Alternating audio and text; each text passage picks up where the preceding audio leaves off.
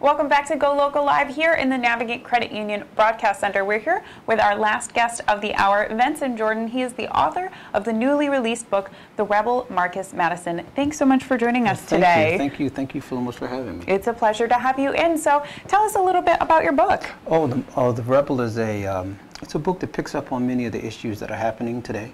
Marcus Madison is a average college student, and he runs into pretty much a debacle that happens with his life, and it picks up on many of the things that happens in the particularly African American community, police violence and brutality. So it really gets it takes many of the issues that we're having today and makes it fictionalizes many of the current issues, so people will recognize a lot of what's happening in it. And what inspired you to write the book now? Current events and some of the things that are happening today that many of the young people are seeing happen to me, happen to many of the people of my era. I'm of a different generation, and the Black Lives Matter movement, many of the kids in the Black Lives Matter movement, but many of these issues are older than we like to believe, and some of the issues that we need, some of the things that we need to do to resolve them have been spoken about for many years, and in this book we try to take some of the solutions and house them in the mouths of many different characters to give it to try to make it entertaining. And can you speak a little bit to some of those solutions you referenced? Well, one of the things that kind of hounds Marcus is he witnesses his parents being killed. Yeah. And so in that we have to deal with a matter of how do you deal with post-traumatic stress. And so I don't want to give too much of the book away, but there are several characters in many situations where he deals with that post-traumatic stress situation, and that takes us into the world of mental illness. Another hot button issue at this time. Another hot button issue.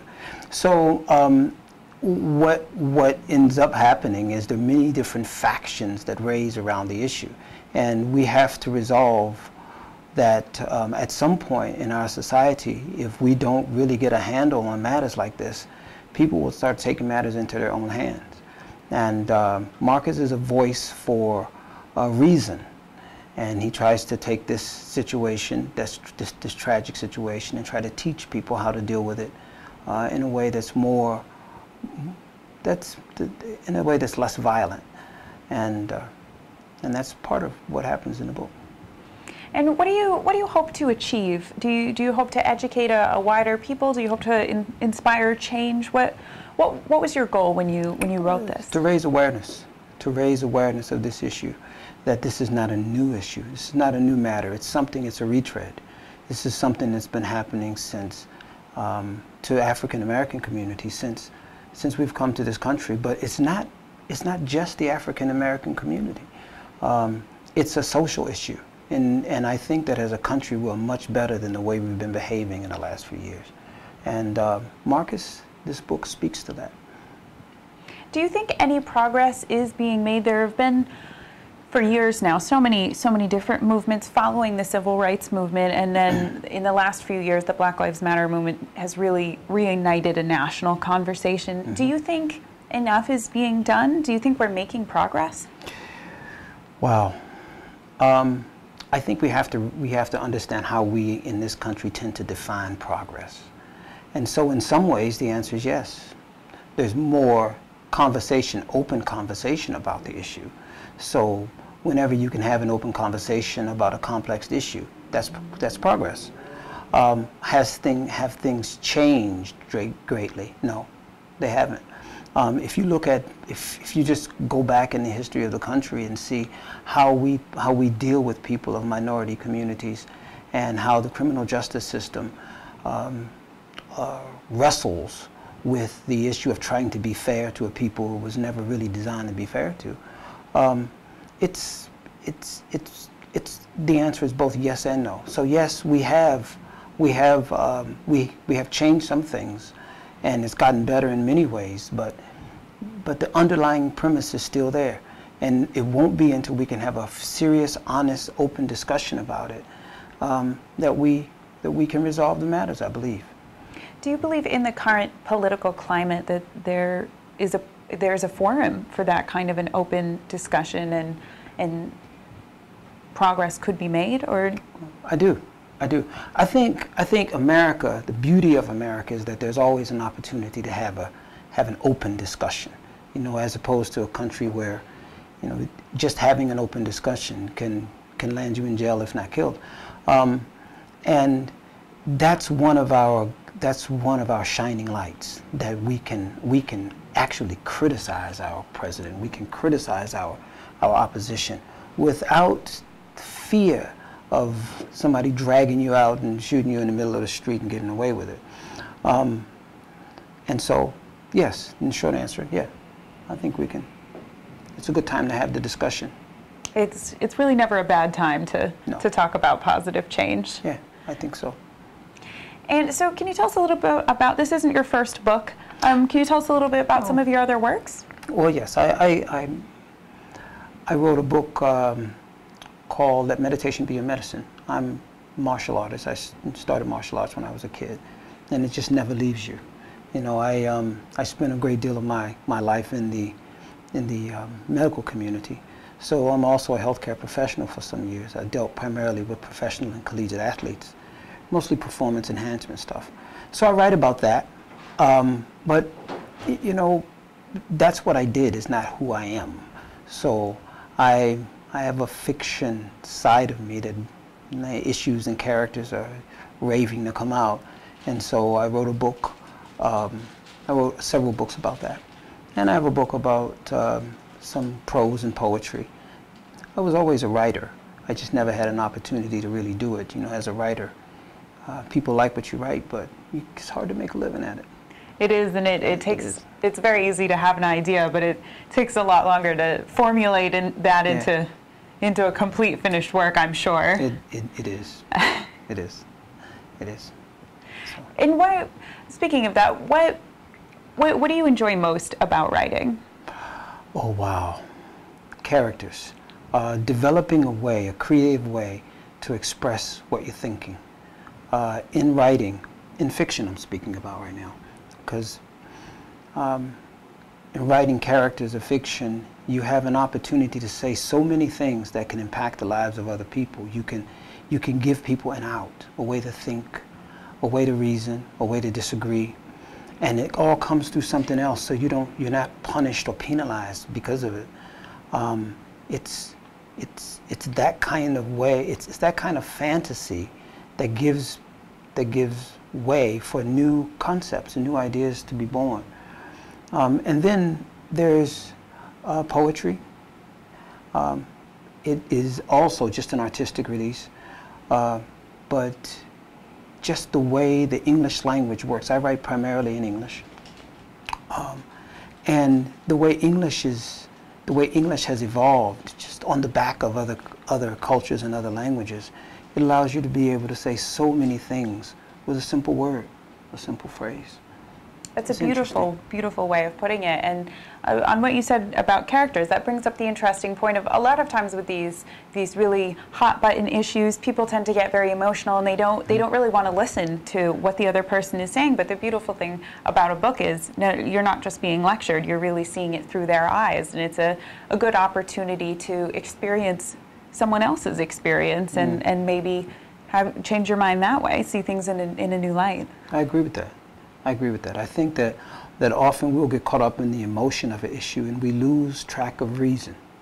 It's difficult to make a rational decision when all of your emotions are in your way. I always say that emotion has a way of clouding the judgment. So we have a place for it, but when you write, let me speak for me, I can't say for all people, but when I write in fiction, I often can give characters an opportunity to express things in ways that may connect with a reader that I may not be able to do. I may not be comfortable doing openly, publicly, as Venson Jordan. But a character can say so much. That's absolutely true, and I think that's one of the greatest things about books is that sense of escapism you were talking about, of being able to lose yourself in someone else's story, and then, like I said before, see things through a different perspective. Yes, yes, yes, I agree with that. And so, circling back to these big issues that we're trying to tackle through this book, what do you think most urgently needs to be changed, needs to be addressed first of all?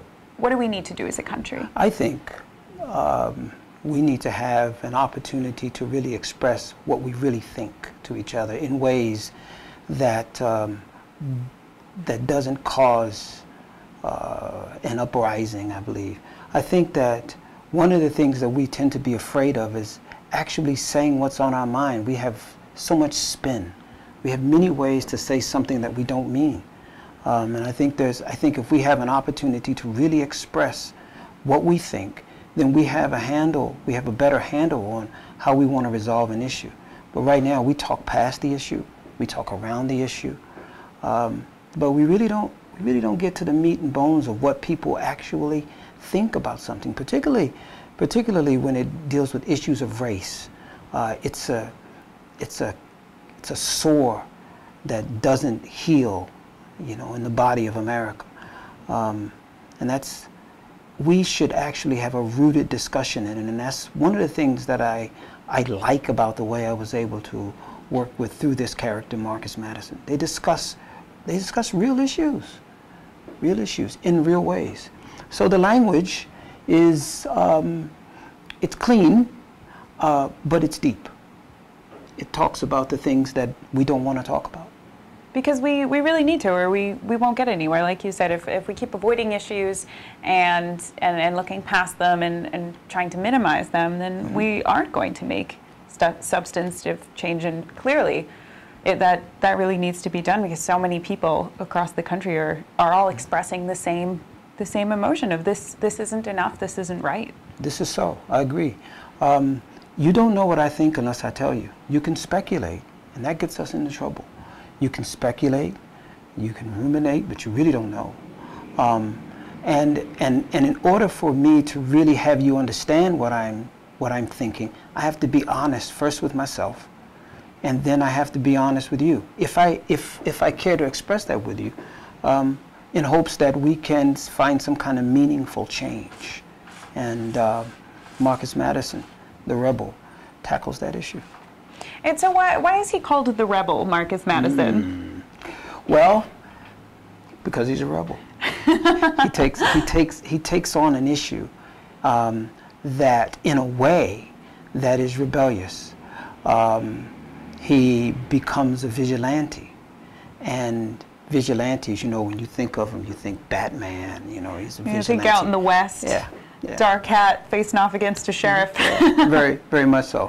But when you think about it, Batman is a vigilante. Batman does stuff that's absolutely against the law. Very, we love it. very against the law. He takes matters into his own hands. Well, Marcus takes matters into his own hand, but he tries as hard as he can to stay within the confines of the teachings of his parents, who were very law-abiding citizens. And so that in and of itself is a struggle. Often it's easier to get a positive result by doing the wrong thing. But we agree in our society that that's not how we're going to proceed. And that throws him into the category of a rebel. So that plays into a little bit another hot topic discussion that's been getting a lot of buzz lately.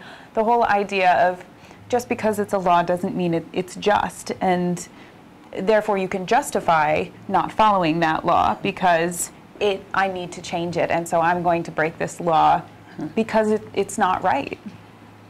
Well, that kind of civil disobedience is rooted in our Constitution. We left, well, not necessarily my ancestors, I guess a few of them were my ancestors, but many people came to this country because they rebelled against, the British and the way they were living, and then they had to do it again here, and with a war.